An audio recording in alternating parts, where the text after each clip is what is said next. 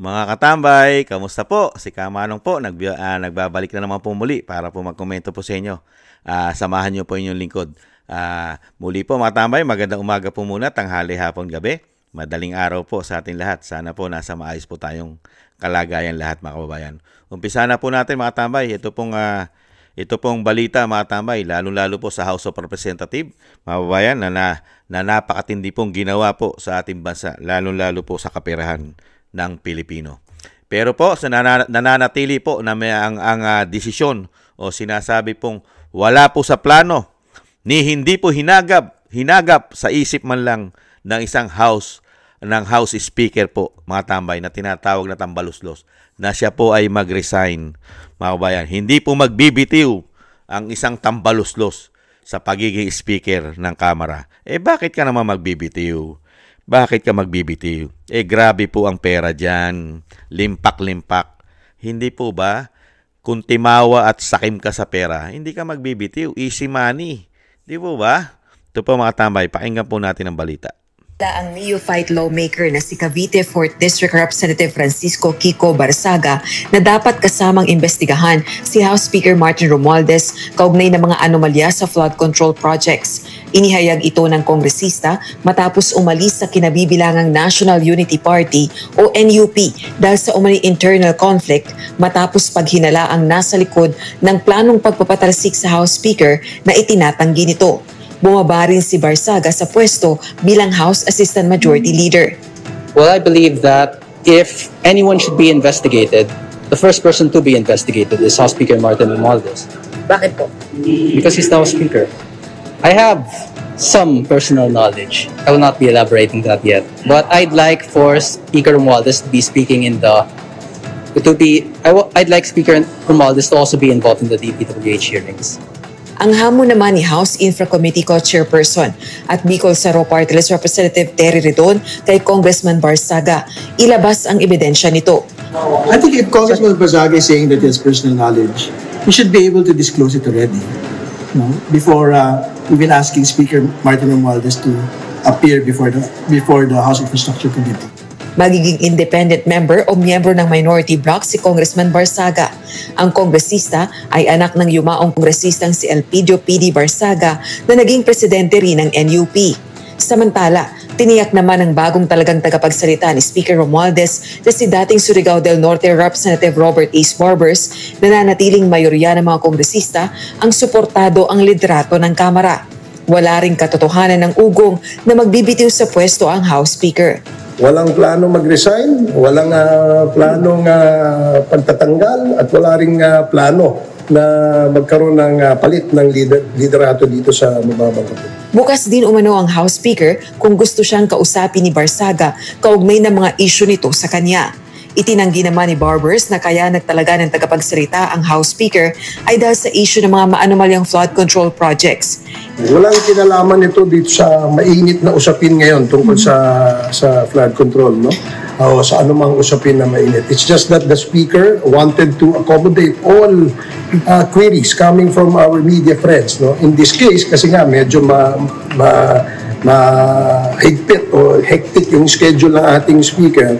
Kaya he asked me to be his spokesman on certain issues, and which I am willingly accepting.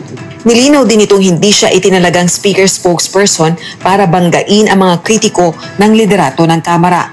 Rosa Licoz, UNTV. Matindi na maraming pera po talaga sa House of Representatives, mga tambay. Na dalawa na po ang spokesperson po ron.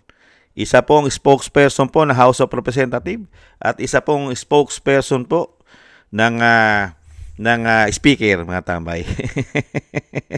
Maraming pera po talaga sa Kongreso, mga bayan. Nakita nyo po, nagtalaga na naman ng bagong spokesperson po, mga tambay. Pang sarili na po niya yon, speaker, para po sa speaker. Ganyan po katindi ang pera po dyan, mga bayan.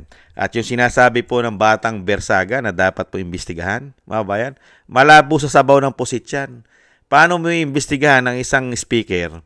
Tapos ang mag-iimbestigate kayo rin. Katarantaduhan yan, house show lang yan. At walang mangyayari dyan sa investigasyon na yan. Dahil mismo sinasabi ni Redon, ni Congressman Redon, maglabas ka ng ebidensya. Dahil nga po, magmula po nung sila po ay umupo ng 19 Congress, mga kababayan, hindi na po uso ngayon ang maparusahan po ang mga politiko. Hindi na po uso. Dahil po, ang mga politiko po sa panahon po nila ay pinamumukha na po sa Pilipino na ito na po ang bagong henerasyon ng Pilipino. Gusto na po nilang mangyari sa Pilipino, natanggapin na po ng Pilipino na ganito na po ang realidad ng Pilipinas. Okay na magnakaw ang mga politiko. Huwag nyo na pong alalahanin na ang mga politiko ay magnanakaw. Ang hahabulin lang namin ay yung aming ginagawang aso o mga tuta. Katulad ng mga nasa baba. Ano po yon? Ang pananagutin lang namin ay yung mga contractors. Yung mga nasa baba.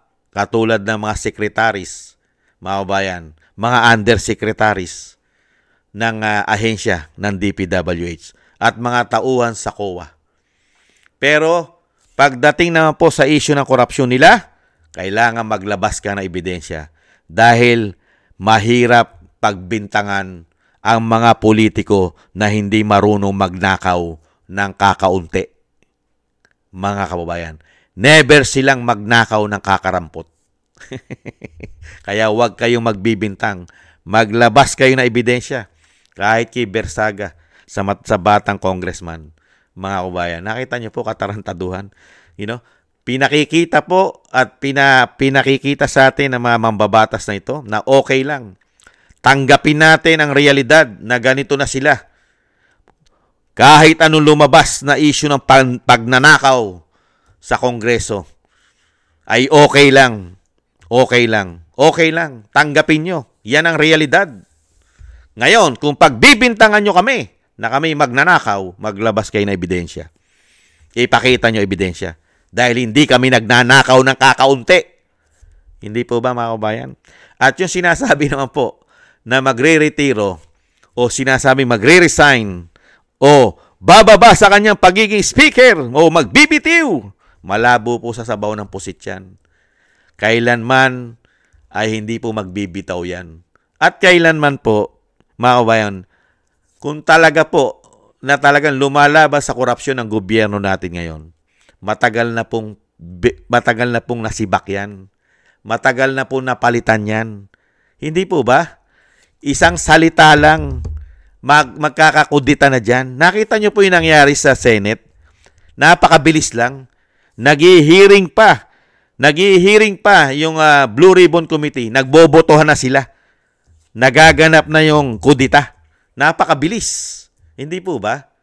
Napakabilis. Samantalang ang korupsyon sa Senado ay less. Ikumpara mo sa napakaraming congressman na may issue ng korupsyon. Pero napakabilis ng palitan doon. Kasi kailangan daw po kasi may protektahan. Kasi nabubuko na yung pangalan ni kumpare at ni boss. Kaya kailangan po palitan ng liderato. Dito naman, paano mo papalitan yung liderato?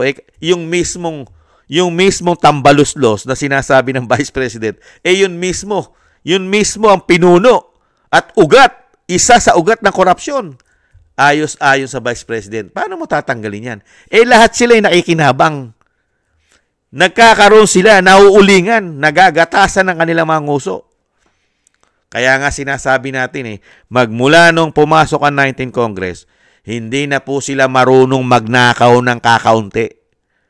Marami na po sila magnakaw umano. Hindi na po kaunti. Sanay na po sila malaki. Hindi po ba? At kung yan naman po yung magre-resign, sa tingin nyo, ang papalit dyan ay hindi rin po nila kaalyado, mga kabayan. Kung gagamitan natin ng logic, mga kabayan, sino po ba speaker? Di po ba ang tinatawag na tambaluslos, pinsan ng Pangulo na hindi niya masibak-sibak? Hindi niya matanggal-tanggal. Hindi man lang niya sabihin na palitan na dapat ang speaker ng Kamara dahil nagkakagulo ang bansa dahil sa issue ng korupsyon. Nada. At kung palitan man siya, ikudita man siya, 100% umano, sino po papalit? Nahandun po ang anak ng presidente, si Sandro Marcos. Hindi po ba? Mataas po ang posisyon ng anak ng presidente sa House of Representatives. Para na po siyang kanang kamay ng speaker doon. Hindi po ba? Sa tingin nyo, kahit si Baking po ang tinatawag na tambaluslos at magbitiw, papayag po ba ang administrasyon na isang damukal na issue ng korupsyon? At kung hindi magiging kaalyado nila ang papalit sa speaker, ay baka siya ma-impeach? Sige nga, kaya kailangan po dyan, kung gagamitan po natin ng logic, kukuha pa rin po sila ng protection para po yung impeachment na manggagaling umpisa sa Kongreso, sa House of Representatives, ay mahaharang nila umano. Mababasura nila agad umano kung may mag-impeach sa Pangulo. Hindi po ba? Kaya wala rin pong saysay yan. Kahit sabihin po hindi magbitiw o magbitaw o kung ano man, o sabihin na palitan, ang papalit din po dyan ay sila rin. Hindi po mababago ang muka ng House of Representatives. Dahil ang nasa House of Representatives ay majority po ay hindi po marunong magnakaw ng kakaunti. Mga kabayan. At majority po dyan ay nagpakasama na at nagpakademonyo na umano dahil sa pera. Hindi po ba, mga kababayan? Kaya dito po, nakahanga-hanga, mga kababayan, kahanga-hanga. History po yan ang bansa. Mga kababayan, history po. Kasi ngayon lang po nung pumasok po ang House of 19th Congress, nagkaroon na po ng napakaraming history ang ating bansa. History ng pulburon na issue sa Pangulo. Hindi po ba? Issue ng pagiging weak leader. Ano pa?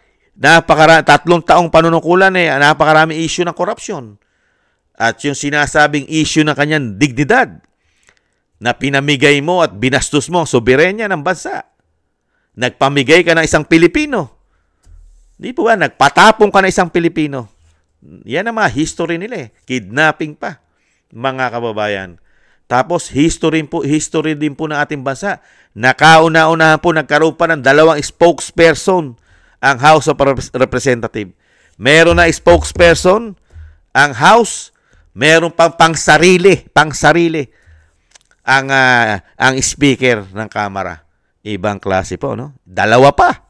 May pang personal. Ibang klase talaga. Napakayaman sa pera ng Pilipinas. Sobrang yaman, mga bayan, pagdating sa pera. Dahil po sunod sa layaw ang mga politiko sa ating bansa. Talagang buhos biyaya sila. Grabe. Pero ang taong bayan, naghihikahos at naghihirap at nagtitiis sa noodles, sa sardinas, at sa sinasabing mabahong amoy ng bigas, mga kabayan. Pero ang mga politiko, ubod ng rarangya ng kanilang mga pinaggagawa, lalong-lalo po pagka ikaw ay nasa House of Representatives, mga kababayan. Ibang klase. Yan po, mga kababayan, ang ating komento dito po sa Speaker at sa Kongreso, mga kababayan, na sinasabing dapat imbestigahan ang Speaker at syempre dapat daw po magbitiw. Ay malabo po yan sa sabaw ng pusit ayon sa isang convicted ng child abuse na si Franz Castro. Malabo yan. Kung yan man ay magbitiw at tanggalin, ang papalit po dyan ay sila rin, mga kabayan. Maraming salamat po, mga kabayan, sa nakagusto po ng ating tambayang mga kabayan sa YouTube at TikTok. At ganoon din po sa mga nagko-comment, like, share, and subscribe. At sa mga subscribers po natin, maraming salamat po sa inyo lahat. Mabuhay po kayo. At syempre po sa mga nagbibigay naman po ng biyaya at tulong sa inyong lingkod. Thank you po. Shoutout po sa inyo lahat. Thank you po. Mabuhay po kayo. Maraming salamat din po. At ingatan po kayo sa inyong mga paggawa. At syempre po, yung dasal at panalangin po natin sa pamilya Duterte, ang ating Vice President, maingatan po sana. Ganon din po ang ating dating Pangulong Duterte, maingatan din po. At mailayo po syempre po sa kapahamakan, madugtungan po ang kanyang buhay at kalakasan. At makabalik po sa lalong mabilis sa ating bansa. Maraming salamat po sa mga dasal, mga kababayan. At syempre po, ganun din po tayo, mga kababayan, magdasal at manalangin na maingatan po tayo at ang ating buong sambahanan. Napaka-importante po yan. Maraming salamat po. Muli po, paalam. Bye-bye, sa muli.